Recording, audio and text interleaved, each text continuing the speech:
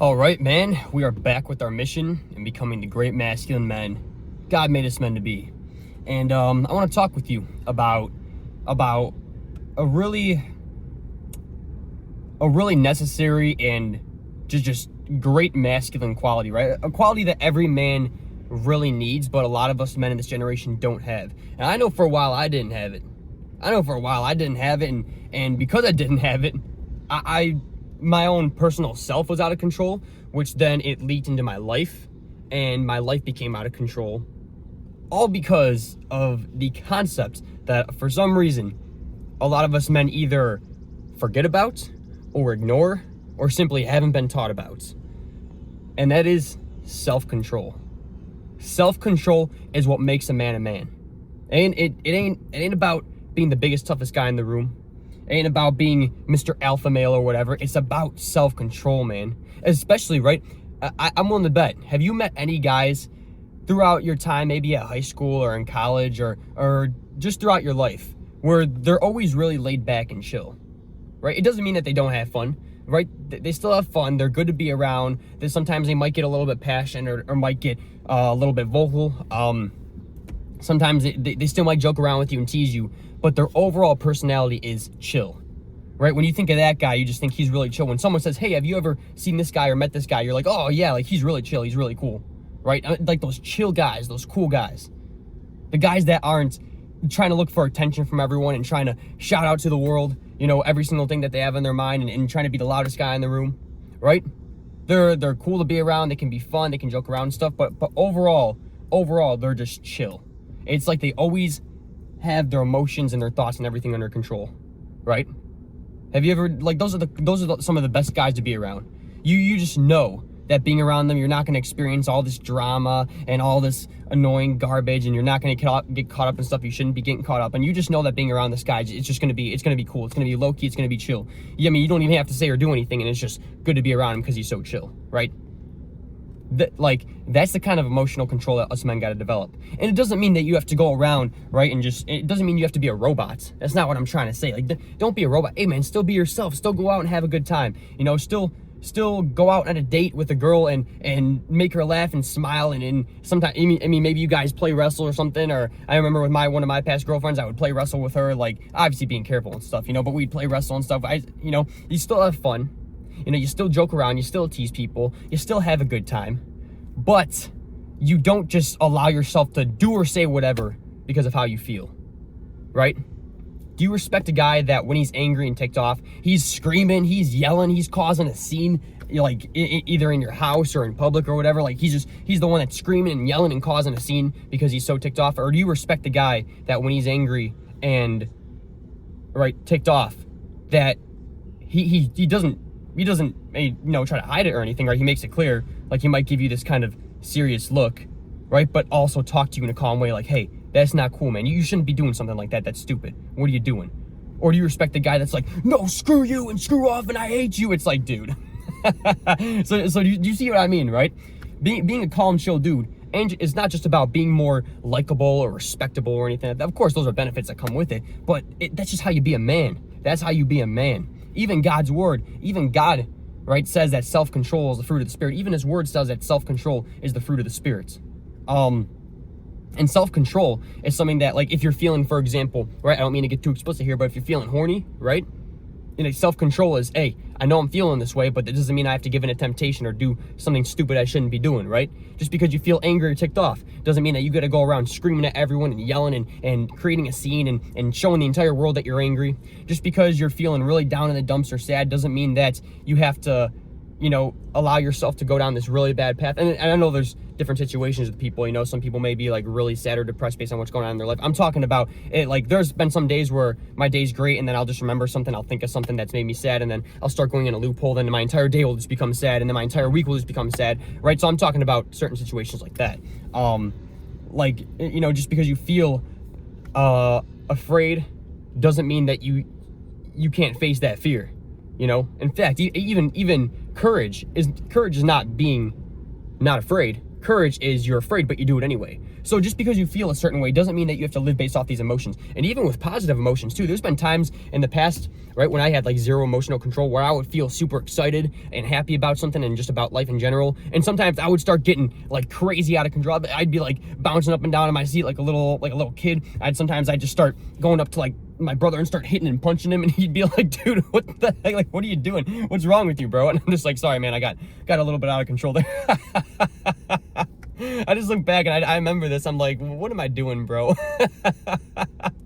Have you ever just gotten so happy and excited about life or about something that you start kind of getting out of control? You start letting your happiness and your joy just making you say or do stupid things. Maybe you're just making stupid noises or just acting like a little kid or something, right? Look, man. Hey, let me just make this clear. Nothing wrong with feeling happy, joyful, angry, afraid, sad, whatever it may be.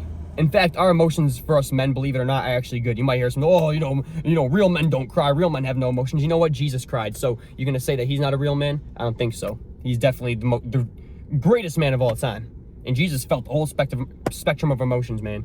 Hey, emotions can be good for us. Like when I'm angry and ticked off, right? Instead of yelling and getting out of control like I used to, I just go on runs now, or I go use it to fuel my workout. When I feel sad or down or in the dumps, I use that time to pray to God and even get outdoors or even just take some alone time. When I feel afraid, I'll be honest, there's still some times nowadays where I let my fear hold me back from doing things I need to be doing, but I've gotten a lot better at just going all in and doing what I need to do even if I'm afraid. When I feel happy or joyful, dude, I'll show it, man. I'll show it. You know, when I'm feeling loving, right? I'll show people love, man. I'll show people happiness. I'll have a good time with people. I'll laugh with people. I'll joke around with people. I will let my emotions not take me over and control me, but rather guide me, right? I use my emotions to kind of guide my life a little bit. It doesn't mean I let them make the decision for me. Hey, overall, even when I'm feeling the emotions, it's still up to you, right? It's still up to me and you to decide what we're going to do with those emotions. Are we going to let them make us do something stupid that we shouldn't be doing? Or are we going to let them control us and turn us into someone that we're not meant to be? Or are we going to let them guide us into doing something good? Like, again, when I'm angry, I'll use it to fuel my workout. When I'm happy, I'll go and hang out with people. Like, I'll go be around people. When I'm down in the dumps or sad, I'll take it my alone time and I'll talk with God and stuff. When I'm angry or ticked off, I'll step away from people so I'm not spreading it onto people. And of course, there's still times where I screw up. There's still times where I'm angry and I say or do something stupid. There's still times where I'm afraid and I'll let it hold me back. There's still times where I start feeling sad about something, then I'll walk away, I'll turn away from God and just go in the own loophole in my own mind. There's still times where I'm happy I'll do or say something stupid because I'm so happy. Like, there's still times where I screw up. So I'm not trying to sit here, oh yeah, I'm perfect. No. That's not what I'm saying. All I'm saying is that I've gotten better, because back in the past, when I would get happy and joyful, right, I'd go up, like, punch my brother, hit my brother, start whatever, jumping up and down like a little kid. When I would get angry, I would go around just yelling at people or giving attitude or saying things that I regretted so much. There would be times where I would say things to my parents where they wouldn't even want to talk to me for a couple of days, and who could blame them based on some of the stuff I said. There's been times where I've let my fear hold me back so much to the point to where, like, I wouldn't even want to do anything. I would sometimes be afraid just to even leave my house. There's been times where I've gotten so sad and down in the dumps that I would just turn away from God and ignore people and just continue down my own loophole of sadness, even though I could be talking to God right now or trying to work through this problem. Instead, I'm just going down this loophole of sadness. So back in the past, when my emotions were out of control, it hurt my relationships, right? It's almost like, because you just don't know what to expect from me, right? When your emotions are out of control, people don't know what to expect from you, and it's kind of scary to be around that. Whereas if you have emotional control, people know that you still experience the emotions as you should, but they can trust that you're going to stay under control and not take it out on them in any way, shape, or form.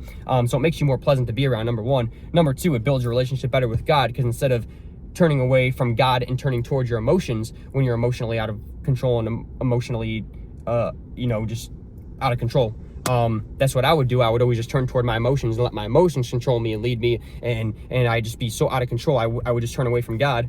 But when you're under control, right, when you're in control of your emotions, you turn to God.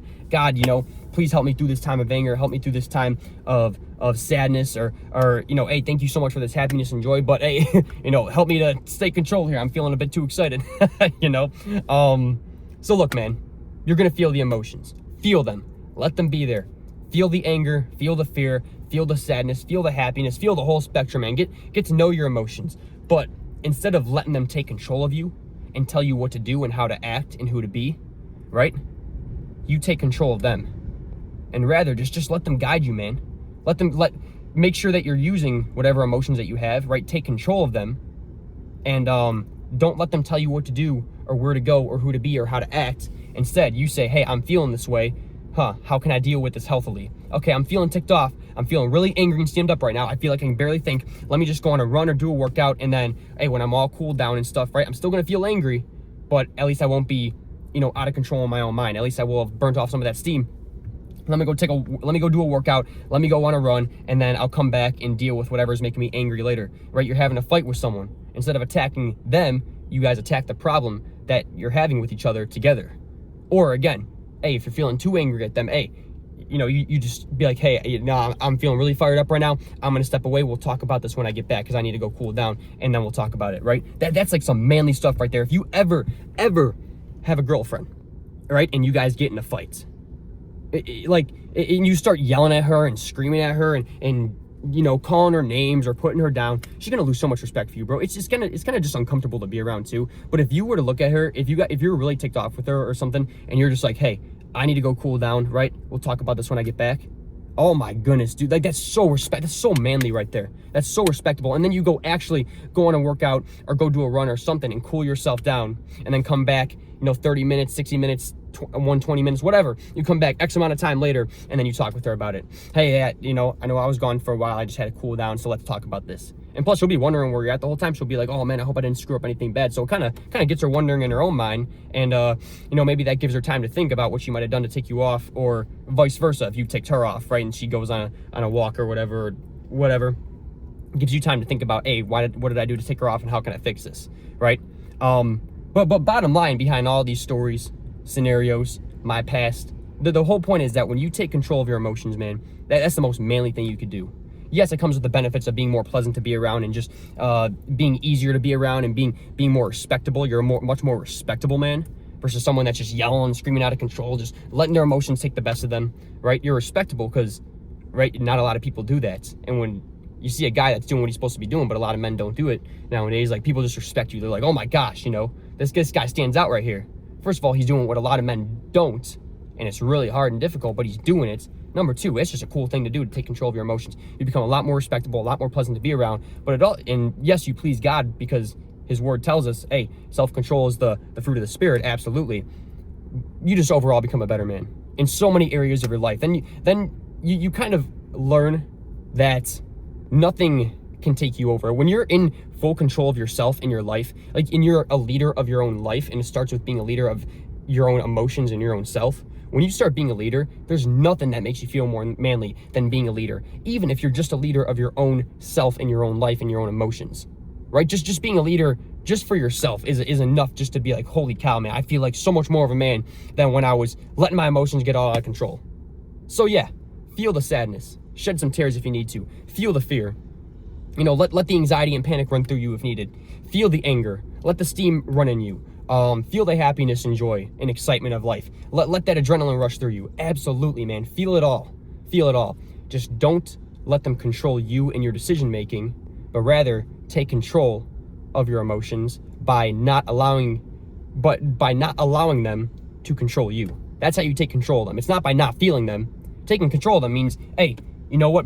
Hey, I'll feel it all out. I'm going to feel it all out. I'm going to feel the full spectrum of emotions. I'm just not going to allow them to make decisions for me, or I'm not going to allow them to say or do things that I'm going to regret later.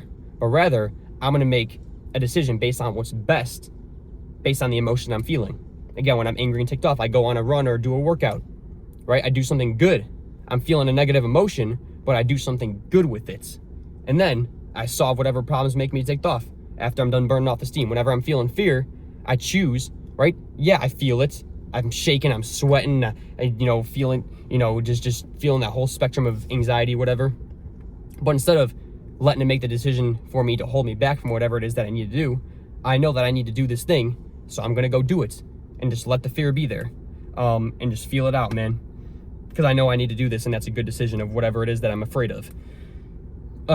Whenever I'm feeling, sad or down in the dumps, instead of turning away from God and going in my own loophole in my mind that makes me sadder, yeah, it may shed some tears, man. Yeah, I may be sitting here just alone thinking about life. But I also say, like, hey, I'm not going to let it turn me away from God. I'm going to turn toward God with this and ask him to help me through this, because hey, it's just a good decision. It's the right thing to do. It's what I need to do. When I'm feeling happy or excited or joyful or whatever, you know, I feel the urge to bounce up and down like a little kid and start beating up my brother or whatever, or start, you know, play punching whoever's behind me. But I know that's just going to be kind of annoying to them, and so instead I just say, hey man, be excited, right? Feel it, but don't do something stupid. Just go out and have a good time with it. But don't let it make you say or do things that are stupid or that you shouldn't be doing as a man, right? It's all about taking control, and taking control doesn't mean you don't feel them. It means that you feel the full thing, you feel them out. You just don't let them make the decisions for you, but rather you let them be a guide in making good decisions based on how you feel. Hope that makes sense. But we're gonna go get to our workout now, so let's go. But yeah, man, this is the life right here. Oh, this is the spot to work out, man. It's beautiful. So that being said, today's gonna be lower body day, leg day. Gonna be hitting legs and calves. What I'm gonna be doing some squats, lunges, calf raises, and kind of runs back and forth through this cool little area that I'm at. Oh, I love this. And if you haven't seen the last video, I walk all the way to the end. I might do that again, honestly, because it was pretty cool. And the plans keep growing more and more, especially as the season goes on. So that's the greatest part. So yeah, that's the greatest part about all this, man. It's just being outdoors. And hey, listen, some good fitness advice if you want fitness advice. You know, from what I've learned of going to the gym for many years, I went from 8th grade up until like the 3rd year of college. And then after that, when that time hit, I started combining calisthenics with doing the gym, like weightlifting and stuff. So I started combining those two, and then now I'm just doing completely calisthenics. Now, when the fall comes back in the winter time, I might combine gym and calisthenics again, because yeah, calisthenics is good, absolutely, and being outdoors. And if you've seen any of my OG mission videos, which is on the second channel that I have, if you want to let me know. There's some of the OG videos before this new chapter started. I mean, I would do workouts out in the winter cold. Sorry, I just got some weird message. Anyway, I would do the workouts out in the cold, and they were great and stuff, you know, but at the same time, you could only be out in the cold for so long with, you know, before you risk really getting hurt too. So, and plus, even during the winter time too, it's very less social in the winter time. So even just getting in the gym, it gives you the chance to be social. And look, you can find benefits with both. I mean, just being outdoors in God's world is already good enough as it is. So combining that with the workouts, plus you get fresh sunlight, right? Yeah, vitamin D production, it's good for you and your skin and everything, getting that sunlight. You get the fresh air, no artificial garbage, right? You get this fresh air, you get all the fresh oxygen from all the trees around. Being outdoors has every single day I get outdoors, every single time I'm outdoors, my mental health and my mental clarity and my overall quality of life, I'm telling you, man, it just goes up, and I just feel happier after doing it. Even while I'm doing it, I just feel happier, and even after, I feel great. So there's so many benefits to doing calisthenics and bodyweight workouts outdoors.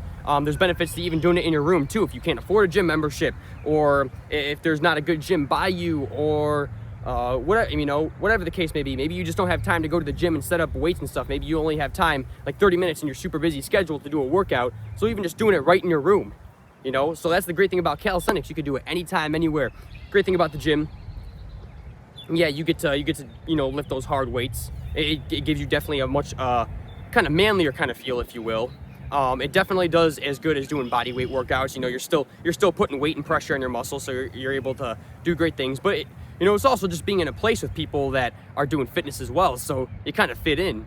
Even if you don't necessarily fit in, you're really big or really skinny, you do fit in because you're doing the work. And you know what? If you are really big or really skinny, kudos to you for doing the work.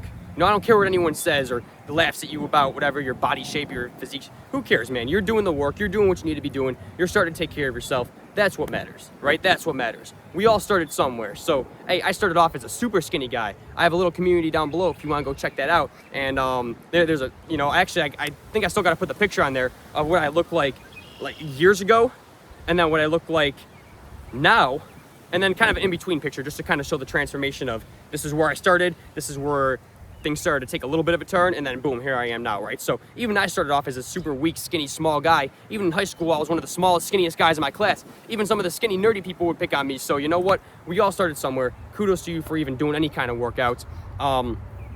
So whether you work out outdoors or in a gym, whether you weightlift or whether you do calisthenics, whether you're just trying to lose fat and you're just doing cardio and then you'll do muscle building later, even if you don't want to do muscle building, whatever kind of workouts it is that you love to do and that you can stay consistent with for days and years to come, and that will get you to your fitness goals. That's all you need. If you want to build muscle, all right, you just got to pick a muscle building workout and then try out all the different kinds and pick the one that you love the most and that you can stay consistent with the most. If you're trying to lose fat, or if you just want to do pure cardio or pure sports or pure whatever it may be, right? And that gets you to your fitness goals, then my man, stick with it. Just do it. Just do it, man. I got this physique. If you're trying to build a similar physique to me, by no means am I some Arnold Schwartz, but I would say I have more of a Bruce Lee kind of figure, like a small, like a leaner, skinny kind of figure. But hey, you know what? I'm happy with it, man. And I'm just going to continue to build and grow from here. So you know what? That's what matters. And I love the workouts that I do. I love them so much to where even on the days that I don't feel like doing it, I still, like, it's so much easier for me just to go and do it. It's kind of weird, right? Because I loved the gym for a long time. Then I fell out of love with it, which is why I'm doing pure calisthenics.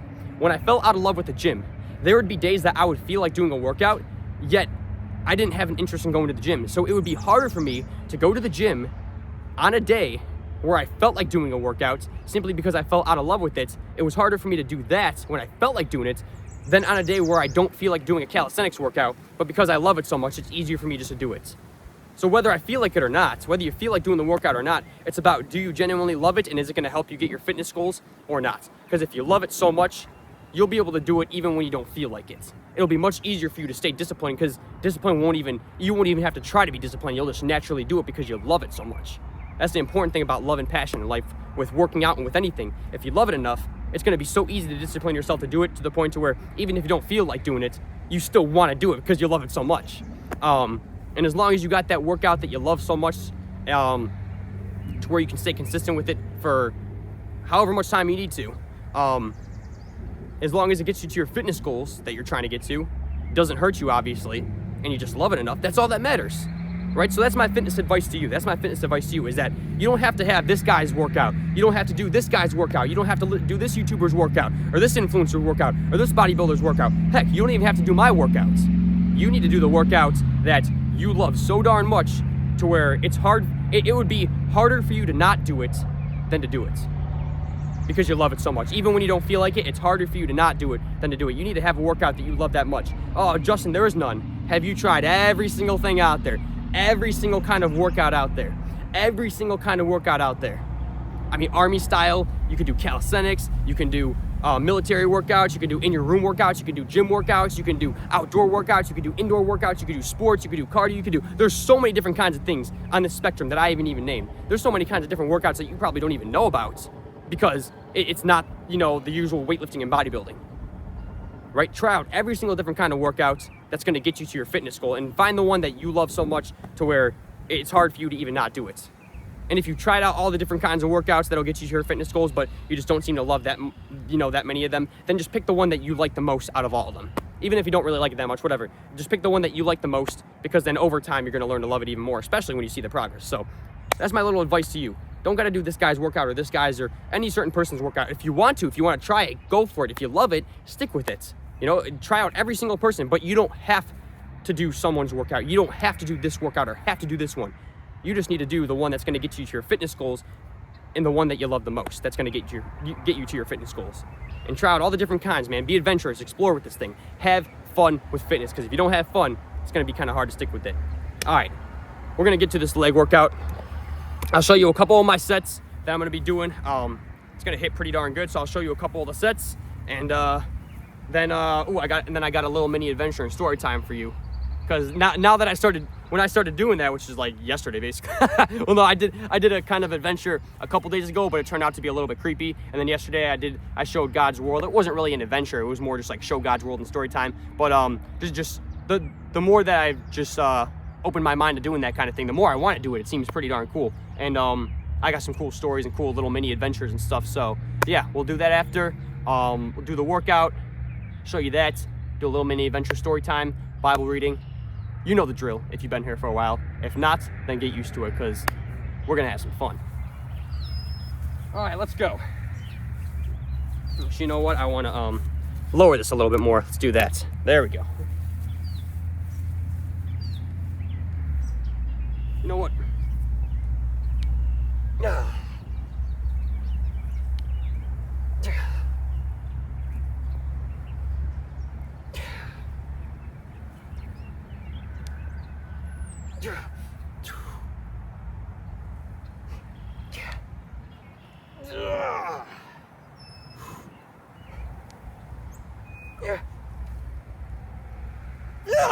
Man, those one-legged squats are really hard, but they hit so good if you do them.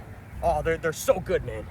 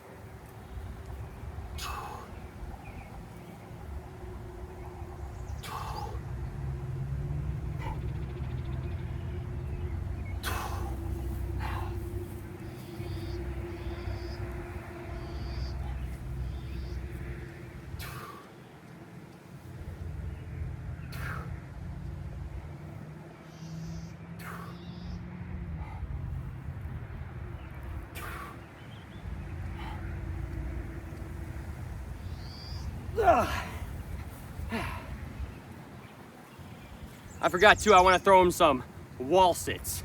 Quote unquote wall sits, because there's no wall. Usually you kind of need a wall to do them, but I'm going to do it anyway without it. So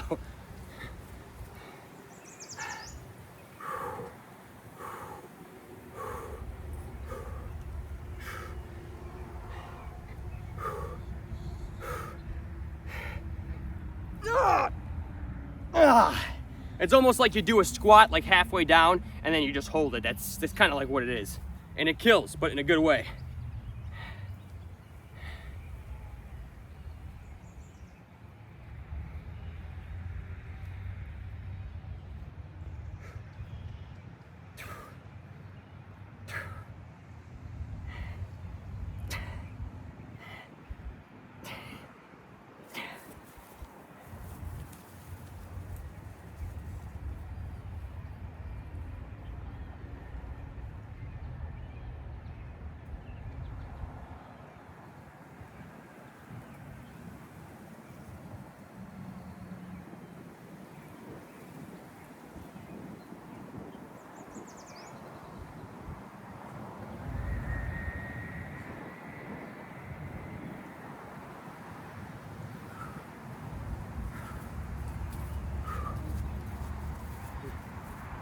That's how one of my sets go.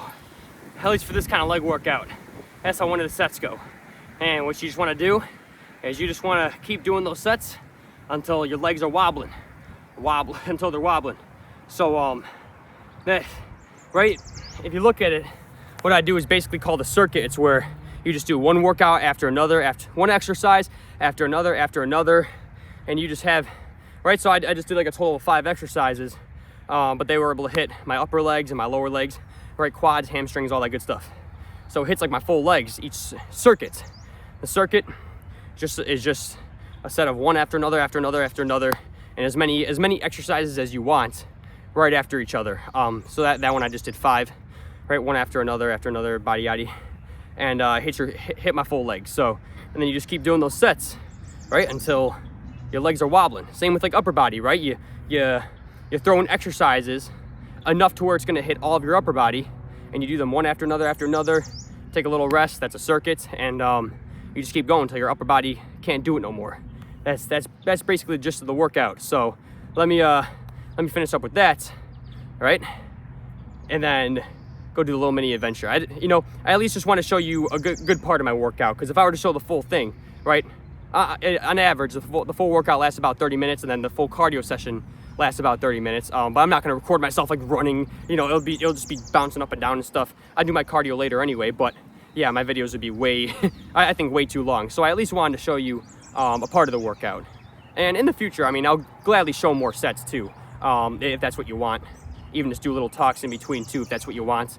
But for now, I think I'll just stick with showing like 1 or 2, maybe even 3 sets, and just kind of going from there to at least give you an idea of what the workout looks like. So you know what, I'm gonna go finish this, do a physique check, adventure time, story time, Bible reading, all the good old stuff, all of your daily dose of masculinity in one video. So let's go. All right, well, physique check time.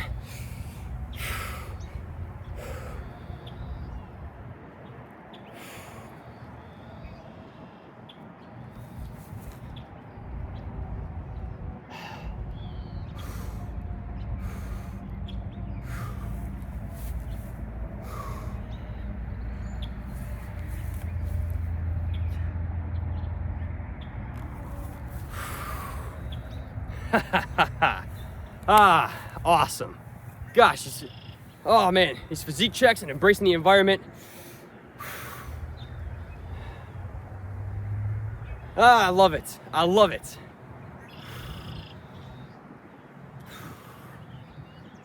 Oh man, ain't nothing better than this kind of stuff, huh? All right, yeah, so workout, physique check. Got my rollerblades back on because I actually rollerbladed down here, which is gonna make my rollerblading back a lot more wobbly than usual, but whatever, you just gotta deal with it. Hey, little extra leg booster, if you will. Yeah, rollerblading is more cardio, but it still hits my legs pretty good. So I consider it kind of maybe 90% cardio, 10% legs, or maybe 80-20, if you will. But it definitely gives a little extra booster to my legs. So all right, check this out. Little mini adventure right here. And so back here, which you might have seen a few videos ago, it leads out to this pretty cool part. And one of these days when I have some extra time, I'm gonna have to walk down to this place. Rollerblading takes about 10 minutes, and a lot of it is kind of downhill, so it goes by pretty fast. Walking would probably be a good 30 minutes to get here and then 30 minutes back.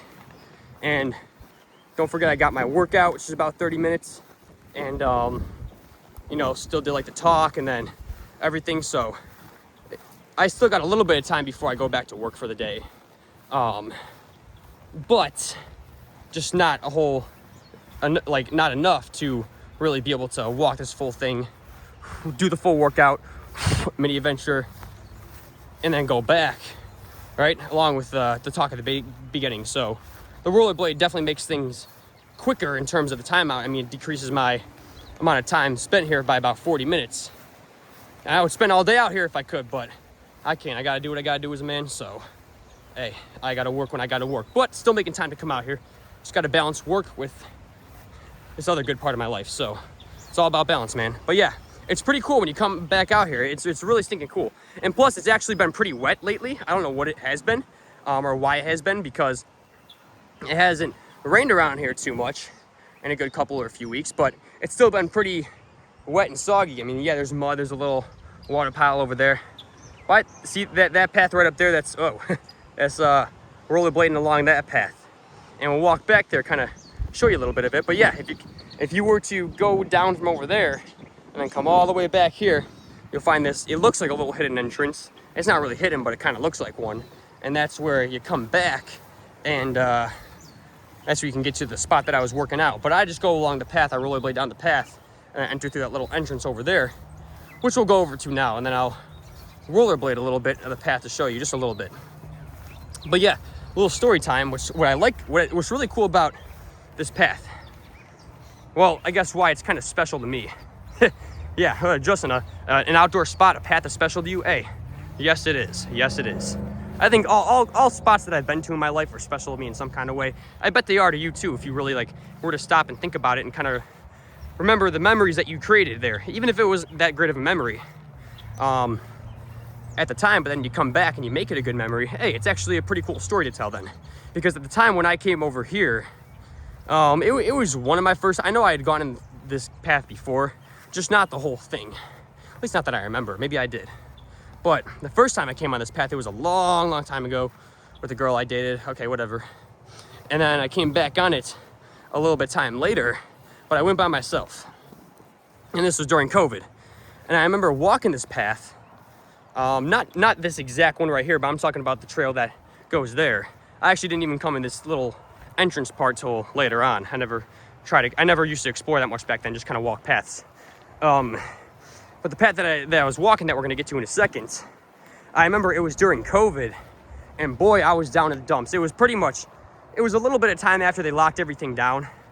And you know when they locked everything down for a little bit and you kind of thought, oh yeah, it'll be locked down for a couple weeks, it'll open back up, whatever.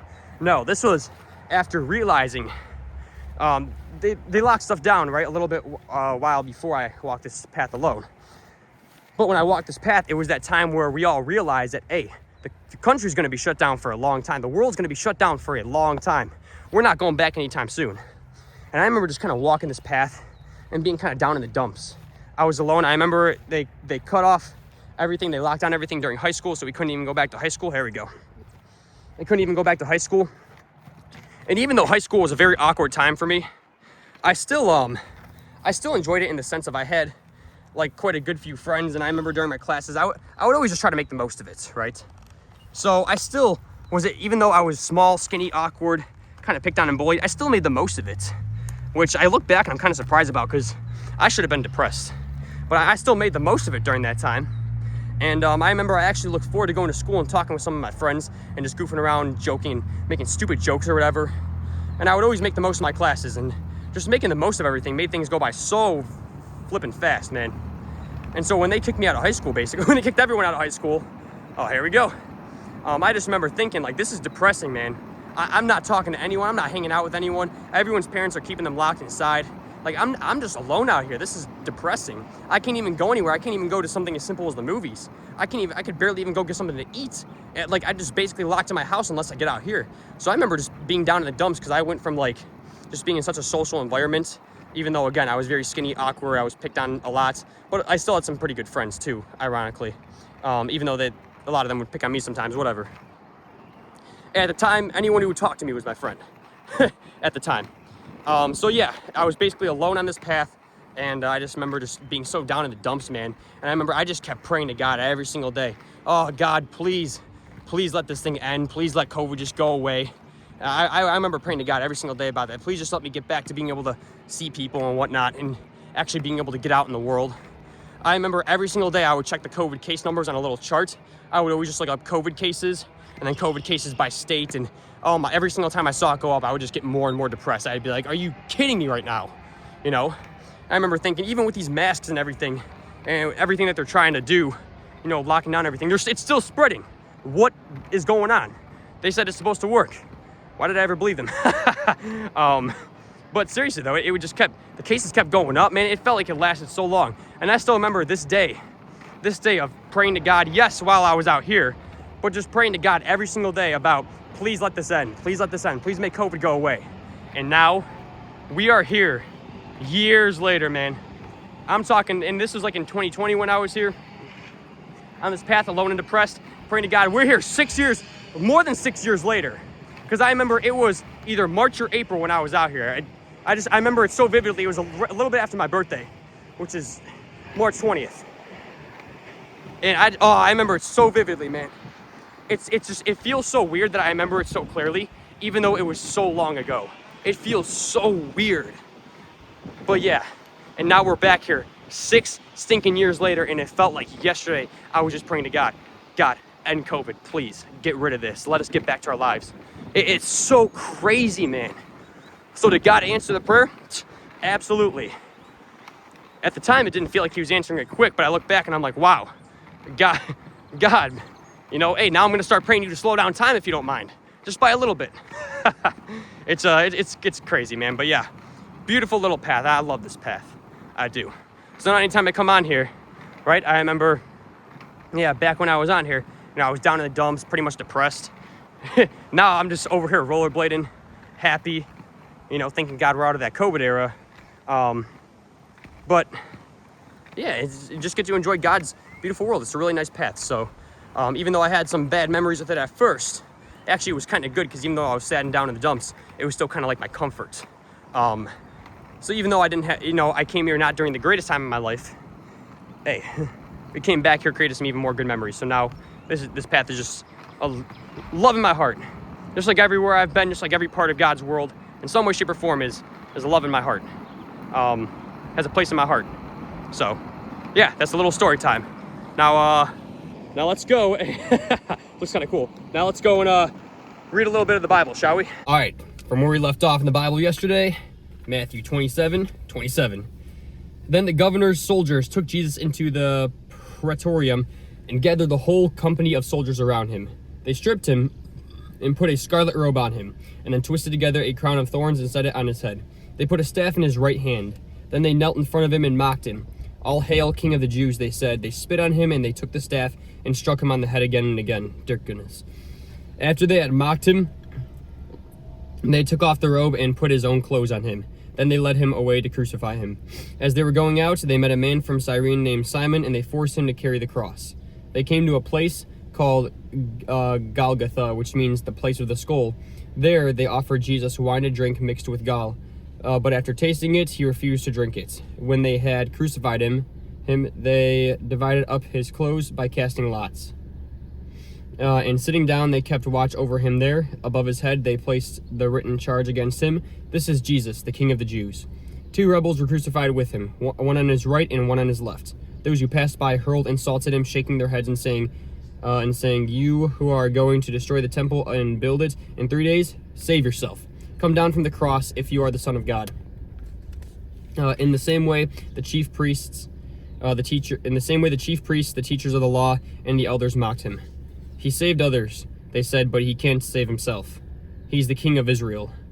Let him come down now from the cross, and we will believe in him. He trusts in God. Let God rescue him now if he wants him. For he said, 'I am the Son of God.'" In the same way, the rebels who were crucified with him also heaped insults at him, or on him. From noon until 3 in the afternoon, darkness came over all the land.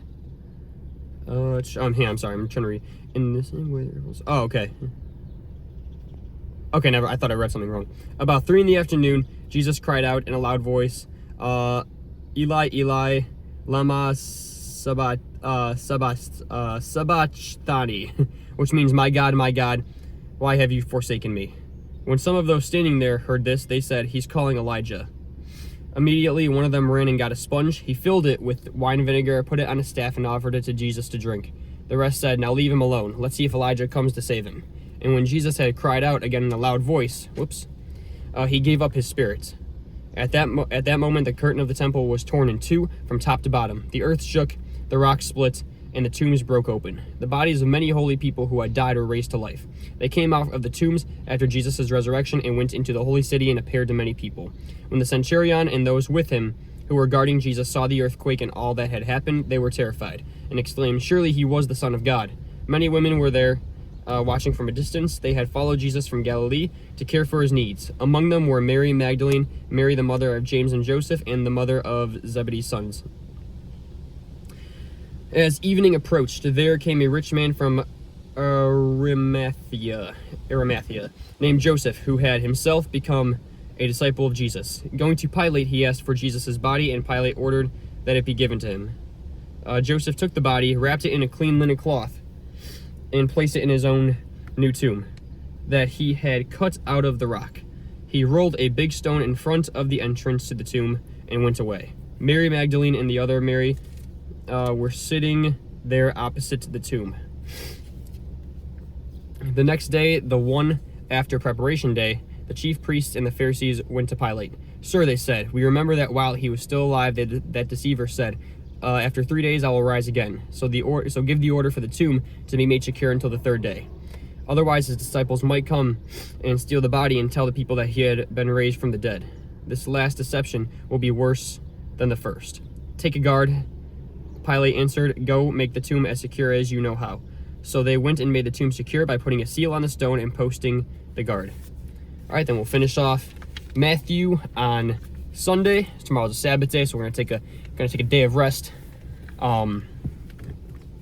So yeah, that'll do that, and then we'll finish that up on Sunday, and from there we will just like start reading kind of random verses.